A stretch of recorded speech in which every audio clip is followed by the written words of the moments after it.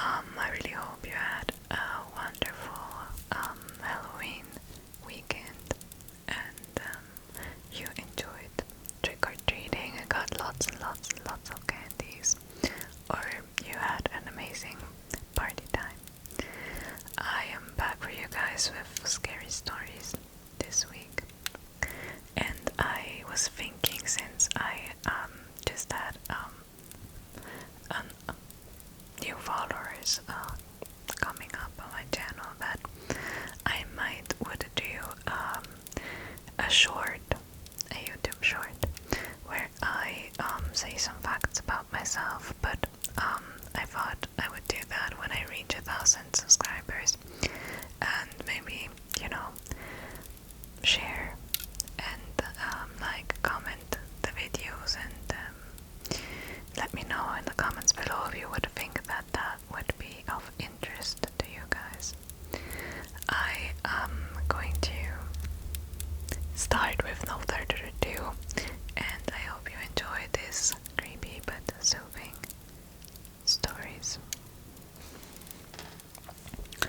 Oh, also, I maybe need to mention, I forgot about that, one of the stories, it's the last one, I would put a timestamp below. It's a story about injured dogs. It's non-graphic, but still, if it triggers, or like dying and injured dogs, and if you're triggered by that, I suggest you skip the last story. Exactly. Without further ado, let's jump into today's stories.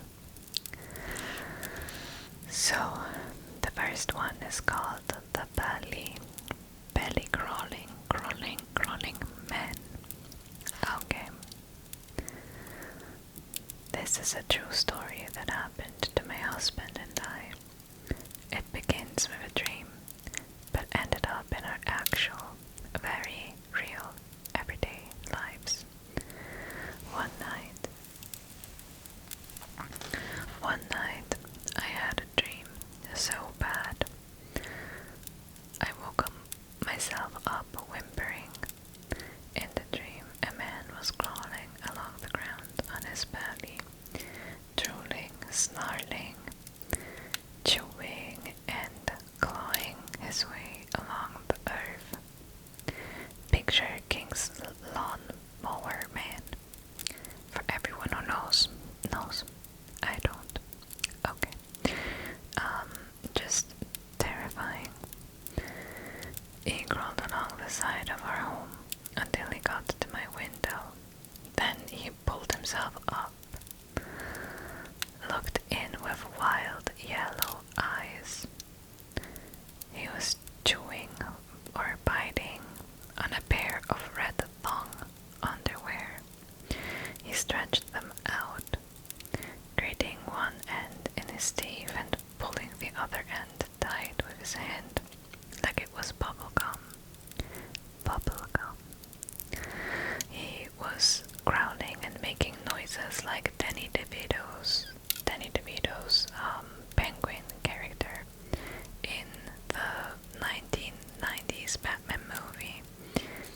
It was terrifying. My whimpering woke up my husband. I told my husband about the dream, and he comforted me back to sleep, and eventually forgot about the dream. But no long after, in real life, my husband and I were outside doing yard work. In the grass alongside our house, right below our window, there was a stretched out pair of red thong underwear. Oh. My husband and I just froze and looked at each other. I was like, what the F, babe? My husband was just like, I don't know, that's really weird. It still freaks me out. Girl, that is fucking scary. Oh my god, Imagine having one of your worst nightmares and then you find evidence or proof that it could have been real. This gave me the goosebumps, like everywhere. Oh my god. Yeah, sell that house, girl. Goodbye. Also, I really liked the references of movies. It helps picture the story better, or the dream. But at the same time, I don't know these references, so if you do and it helped you visualize, yeah, that's great. Or let me know in the comments what they mean by that exactly. Yeah, so very scary story. Perfect for the after Halloween scares.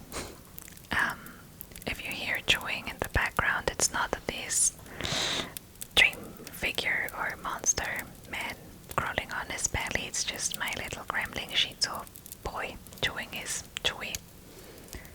And I can't stop him from doing that right now. So, moving on. The next story is called Spoke with a Woman After She Died in a Car Crash Miles Away. I've been in law enforcement for over 16 years here in Texas, and I have seen more than my fair share of tragic, creepy, and downright unexplainable things on the job. From murder scenes to suicides, fatality accidents. Sometimes a place just feels different. I've posted here before about a burglary in progress call I responded to, but here's another encounter that still sticks with me. I may have shared this before, but I figure it's worth repeating for everyone.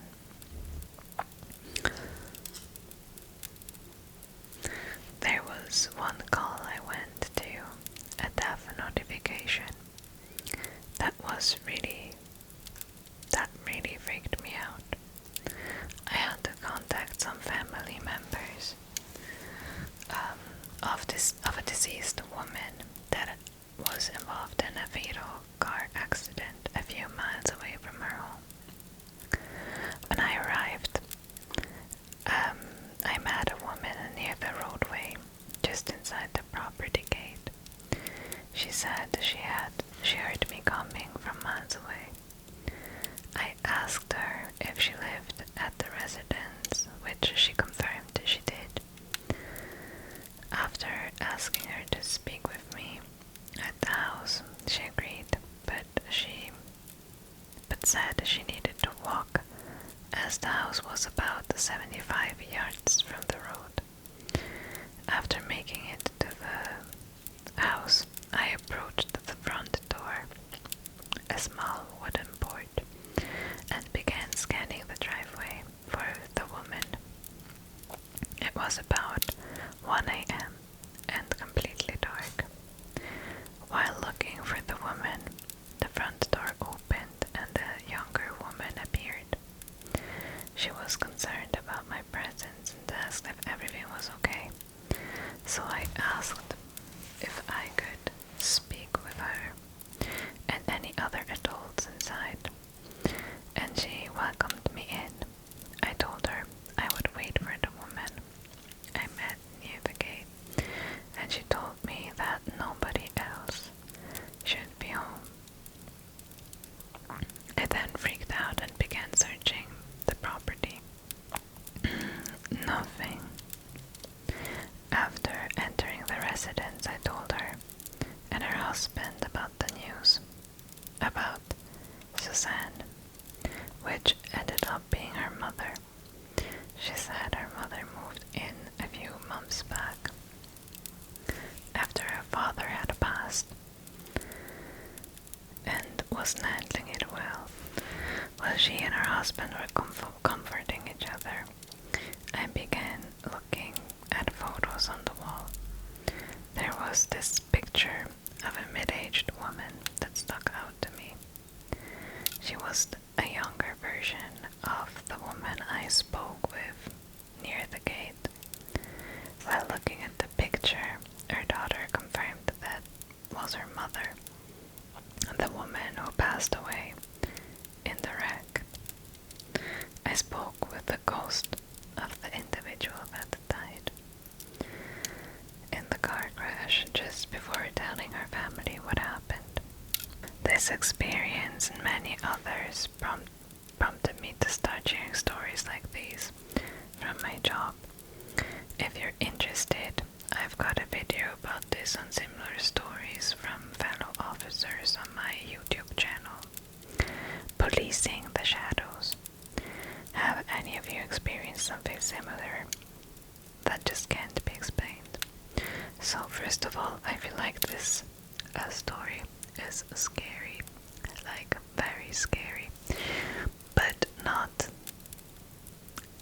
in a bad way, if you know what I mean. I mean, it's scary because we don't understand the paranormal, and ghost appearances are scary to us, but it's not. It still feels kind of beautiful somehow that she was coming back home, and maybe she wanted to tell her family herself what happened. You know, I don't know, it's sad, but at the same time, it's nice to think that people would come back to you once they're gone.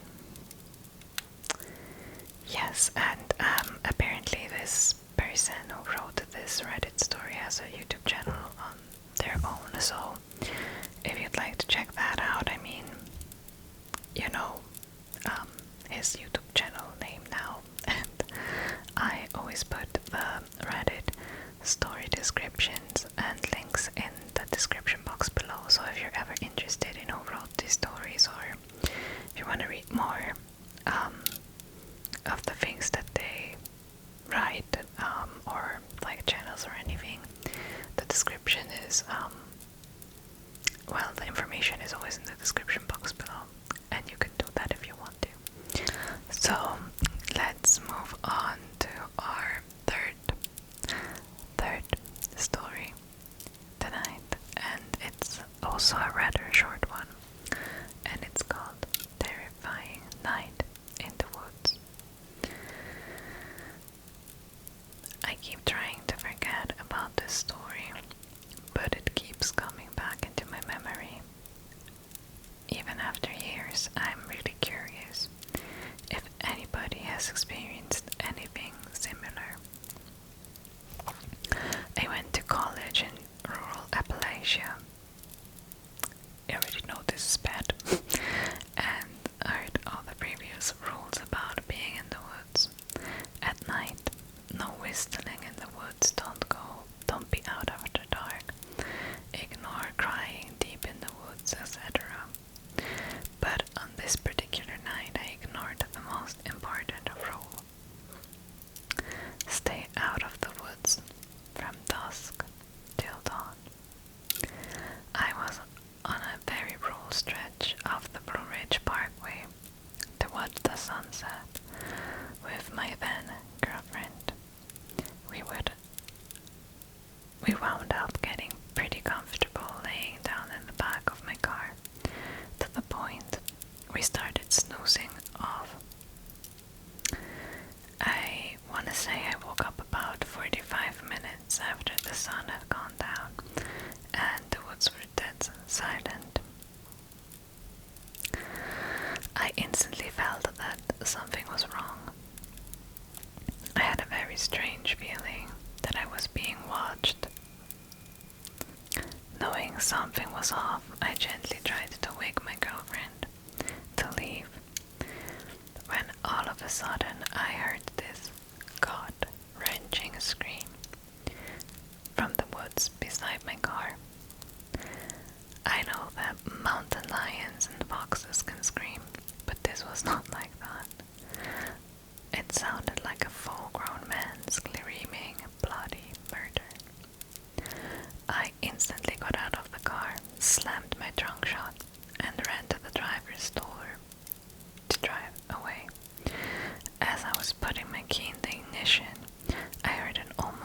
maniacal laughing. And that sounded like footsteps bolting towards us. I matted the gas pedal, same, would have done the same, and got the hell out of there. Neither of us spoke the entire drive back to campus. I avoided that stretch of the parkway ever since. I have no idea what on earth happened there, and no hiking trails, buildings, or campsites were anywhere near where we were. Anyway, I just thought I'd share. Please don't wander in the woods after dark. I don't want to know what could have happened if I didn't wake up.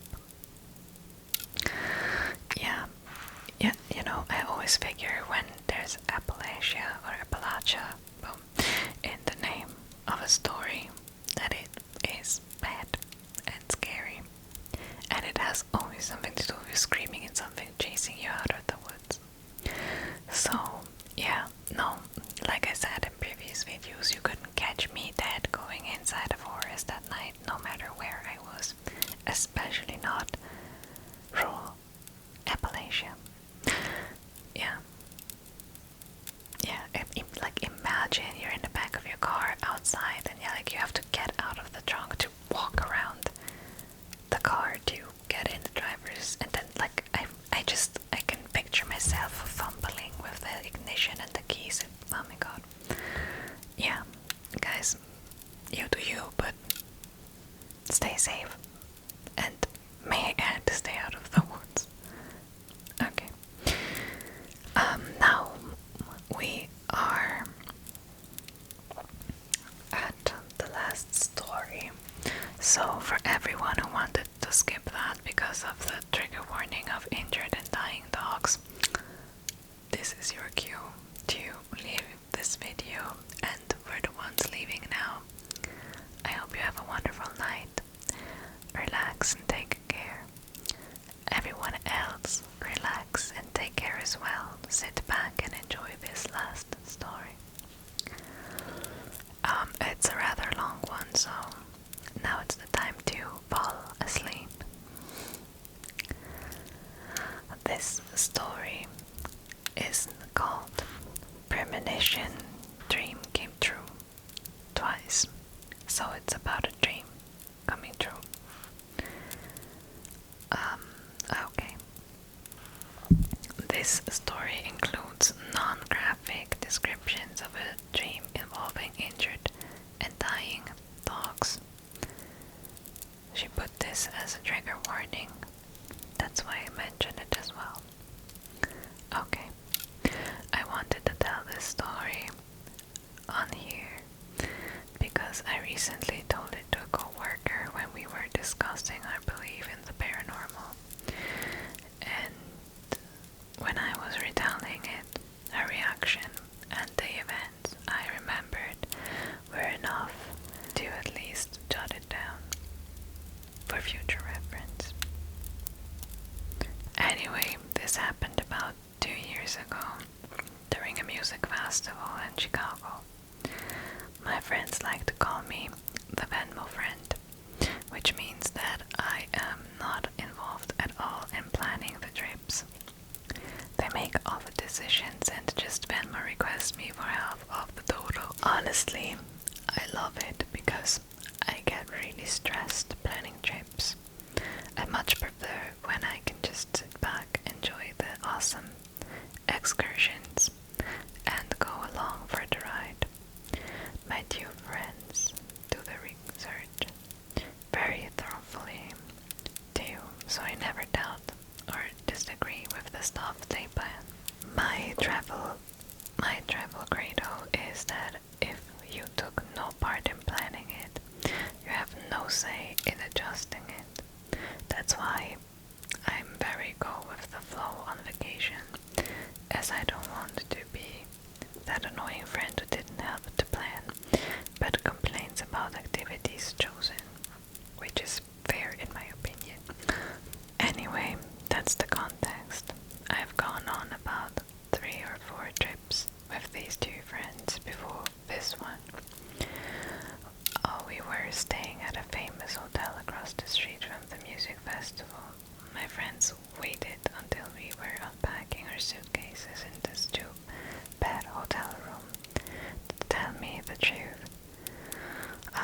reason we got such a good deal on the hotel so close to the venue was because it was haunted. It's always haunted, like famously haunted. Not only were we staying in a haunted hotel, but we were staying on the haunted floor, about 2 doors down from the haunted room. Yeah, that's why you should plan the trips with your friends. They always pull dirty shit like that. Anyway, when they told me this, they played it off as we got the room for cheap though. And it's so close. I didn't really push the issue, since 1, if I had no part in planning the trip, can I really complain? 2, it wasn't the room we were in, which was haunted. And 3, I didn't want to harsh the party festival vibe. My friends and I were staying at the hotel for the entire 4-day festival, starting on Thursday. The first night went well. I love music festivals, but we were really tired because of the jet lag and the general going out fun. So we all slept like crazy that night. That's when the paranormal shit started. Keep in mind, I have never had paranormal encounters or premonitions of any kind before this. The first night I had a Premonition Dream. But that time I thought it was a random silly one. In the dream, my friends and I were eating buffalo wings in front of a restaurant I didn't recognize. There was a 4th person in our group while we lingered around the front of the restaurant eating the wings. I didn't recognize them, but we were all talking to them like we were friends, and then I woke up. Silly dream, right? Anyway, later that day at the music festival, one of my friends introduced me to her co-worker who was also at the festival. It was the person in my dream, the 4th person in our group eating wings in my dream. Their pronouns are they, them. They had the exact same face I saw in my dream the night before. Keep in mind, I've never met this person, and my friend never described this person to me. It made our greeting a little awkward because the whole time I said hello and we spoke about the festival, I had these thoughts swirling in my head. They were in my dream, right? Why were they in my dream? Maybe it wasn't them, but it looked like them. Should I tell them? No, that's weird. Does this mean we're gonna get the buffalo wings tonight like in my dreams? Should I tell them? I decided not to tell them because I didn't want to sound weird in front of this new person I just met and my 2 friends. Then later that night, guess where we went for dinner? Keep in mind, I didn't suggest wings or any restaurant because even though I do like wings, I kind of forgot about the dream by then. The co-worker friend actually suggested the place, and we went there early in the night to eat before we went out drinking. Everything happened like in my dream. Our group, including the new person, got wings and ate outside the restaurant because there weren't enough seats inside. We ate standing on the sidewalk right outside the restaurant, just like in my dream. I can't remember too clearly because this was years ago, but I think we even had a snippet of conversation that was in my dream. The night went well, and we went out to some bars in Chicago. First time taking the CTA, like the MTA, in New York, so we got very lost. I thought the whole situation was odd, but I was glad that I didn't tell anyone about my dream. It was so inconsequential that even if they did believe me, it wouldn't have mattered much. So I went about the rest of the night out, blissfully hoping that was the end of it. It was not. That night we rolled in the hotel pretty late and went to bed at around 4 a.m. because that's when the last bar closed. I had my second premonition dream. For context, I don't usually remember my dreams, and even on the rare occasions that I do, they are never as odd as these two were. I remember both of these dreams vividly. The dream opens and I'm on a road that loops around a hill. I've never seen this place before, but it looks like a generic back road with foliage on either side. There's grass on both sides of me as I stand in the middle of the road in the pitch black darkness. No cars are driving past as I walk in the middle of the road, forward up the hill, and only thing providing light is a series of street lamps that are projecting glowing halos on the ground. As I walk, I'm passing through the circles of light on the road. I hope that I'm describing this scene as well enough to portray how ominously still and uneasy this environment was. Even though I was in a ruralish area, there was no sound of leaves blowing in the wind or bugs, just the sound of my footsteps. Eventually, as I walked, I noticed 3 dogs were walking beside me. A larger dog that came up to my knee, the mother dog, and her 2 smaller puppies trailing behind her. The dogs were jet black with mangy hair. They all looked really rough, like they had gotten into a fight with hair matted in blood and scratches. I felt so sad looking at them, but for some reason I couldn't stop walking forward in my dream to help them. They trotted along with me for a bit in the dream until the scene in front of us changed. It was a small change, but instantly felt frozen with fear. My feet finally stopped as I stared at the street lamp ahead of me. As I stood in the normal light halo of the street lamp, there was a street lamp with a red light that seemed to materialize. I didn't see it up ahead as I was walking, and you could definitely see future street lamps from my vantage point. This one was bright red. It shone a red circle on the ground, and the color was so eerily vibrant.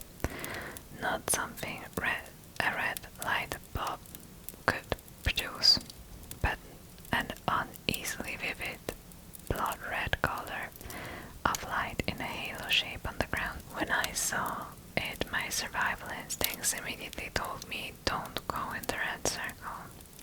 In the dream, I knew that I couldn't go around the circle, so I stood stock still, staring at the red light circle. To my horror, the dogs didn't stop walking. The 2 puppies walked into the red circle ahead of the mother, and Noah looked back at me with the saddest look I've ever seen on a dog. Oh no. It was in that moment that I questioned if that was my inner voice that told me not to go into the circle, or the mother dog physically telling me not to go there, warning me. She turned back around and walked into the circle. It seemed like between the time it took me to blink, the scene completely changed. I was suddenly in a city, alleyway or street. I don't really remember. I wasn't on a back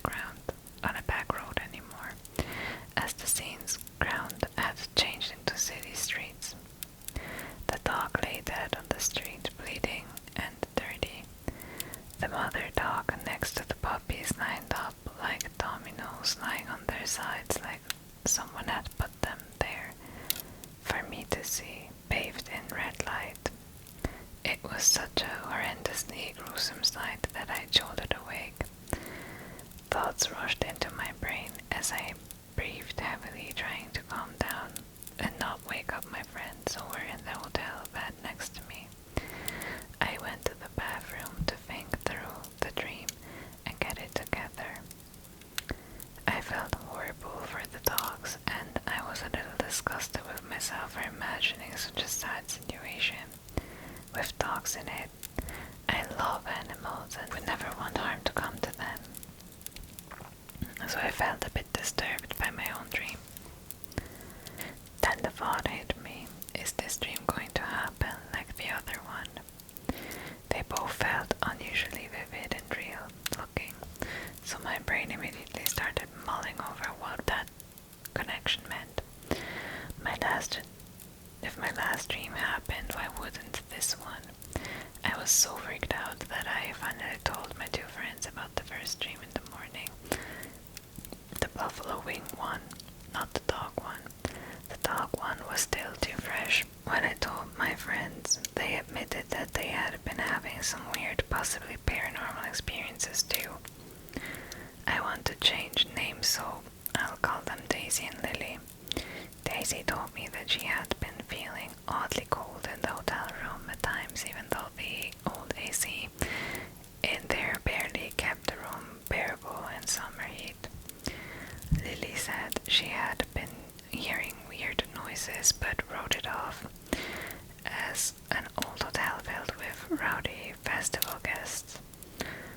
I have a feeling that Lily didn't want to believe that we were all experiencing some weird things in the hotel. Daisy was a little more willing to talk about my dream, especially because it was her friend, the co-worker, who I dreamt about before I actually met them in the first dream. I really debated telling them about the dog dream, but to be honest, I hated the feeling it gave me even thinking about it, and I didn't want to dampen the fun vacation vibes. So the night rolls around and we go out to the bar hop again after the festival without the new person this time. It was just me, Daisy, and Lily. 3 people. I had mostly forgotten about the dream, choosing to focus on the amazing music artists that we had seen and all the fun we were having. My friends and I traveled well together. We were smart and safe when it comes to sticking together, having personal protection, and generally being aware. I don't remember the night entirely because we were drinking, but we always stayed in each other's eyesight as we mingled with the people in bars. As we strolled down the street to the next place, I got this weird feeling. When I looked up and saw that one of the street lamps was making a halo of light on the ground. It wasn't red, but I stopped walking as the details of the dream rushed back to me. My friends asked me why I was suddenly so serious, as we had been happily babbling a minute ago. I wasn't really in the headspace to rehash my dream right then, nor was I seeing a red light, so I kept the details to myself, brushing it off, saying I was tired. We continued to the next club as my two friends chatted, and I walked a bit behind them nervously. I was now super vigilant, looking around like a red street lamp was gonna pop up out at me. Some more context for this next part.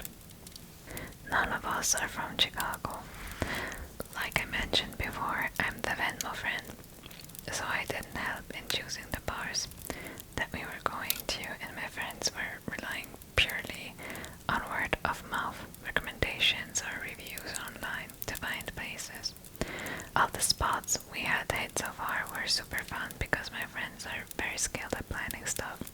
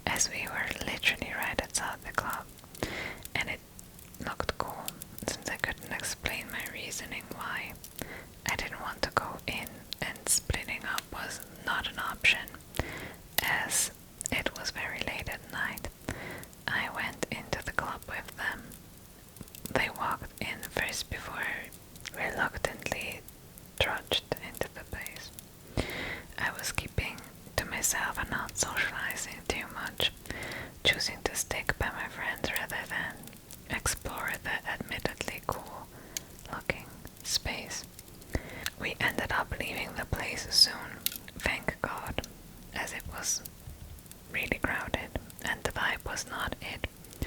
I didn't even say that, I think Lily did, but I quickly agreed and we left for another place that was close by. This next club had much better energy, and the rest of the night went without a hitch. To this day, I don't know if I ever told my friends about the dog dream. I really don't like talking about that dream, so I haven't asked them. So that's my story. Nothing happened at the bar with the red sign, which I'm extremely happy about, and I haven't had any premonition dreams since. The fact that I had 2 in a row is still wild to me. Please leave your thoughts or theories below, and remember to be kind to one another. Be aware of your surroundings, never split up. If you arrive together, leave together. So I must admit I'm a bit disappointed from this story. I thought something was going to happen in the end where like it was actually a premonition that something bad would happen if they went inside. Like, not saying something bad should have happened to them, like not at all, but like maybe that there was, like, you know, if you say it's a premonition dream and then it's just a red light, it's kind of like, to me, sounds like, oh, the first dream happened, so after that, the dream I had with the red light and projecting it onto the club that had a red light, and it's not really a premonition, it's just, you think it is because of the dream you had before, you know what I'm saying? But I get that it's scary. Well, I will give it, like, I will say it has an eerie vibe, like the whole story has an eerie vibe, but I was expecting something more at the end. If you hear noises, I'm sorry, my neighbor decided to build something today and apparently cannot respect that it's already late and is still moving things around. But there should be no disturbance in the video except for these noises right now.